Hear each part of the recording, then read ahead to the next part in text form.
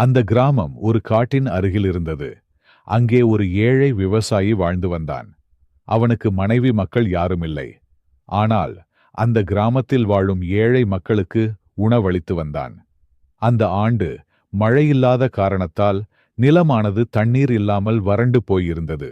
அதனால் விவசாயம் சரிவர நடைபெறாததால் அங்கு வாழும் ஏழைகளுக்கு உணவளிக்க முடியாத சூழ்நிலை ஏற்பட்டது. அதை நினைத்து மிகவும் மனம் வருந்தினான். ஒருநாள் அவன் காட்டில் உலாவிக் கொண்டிருந்த போது உதவி என்று கூப்பிடும் குரலை கேட்டான். அவன் சுற்றும் முற்றும் தேடி பார்த்தபோது புறா ஒன்று தனது காலில் அடிபட்டு இருப்பதை கண்டான். புறாவை அன்புடன் வீட்டுக்கு எடுத்துச் சென்றான். நீ நன்றாக குணமாகும் வரை என்னுடன் இரு என்று புறாவுக்கு ஆறுதலாக கூறினான். ஆனால் புறாவே, இப்போது உன் பசியை போக்க என்னிடம் உணவு ஒன்றுமில்லையே என்று வருத்தப்பட்டு கூறினான். கவலைப்படாதே என்று மறுமொழி கூறிய புறா, காட்டிலுள்ள பெரிய மரத்தின் பொந்துக்குள் உனக்கு தேவையான பழங்கள் மற்றும் தானியங்கள் கிடைக்கும் என்றது. அவன் உடனடியாக காட்டுக்குள் சென்று பெரிய மரத்தின் பொந்துக்குள் தேடினான்.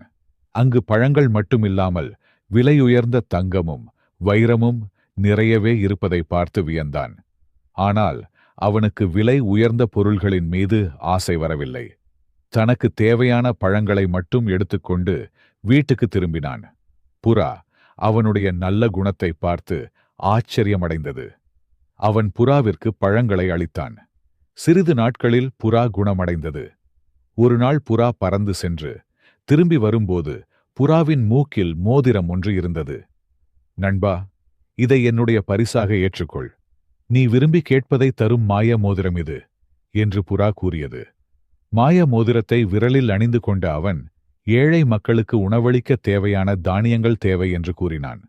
என்ன மாயமோ அவன் கேட்டவை வந்தன. இனி என்ன கஷ்டம்!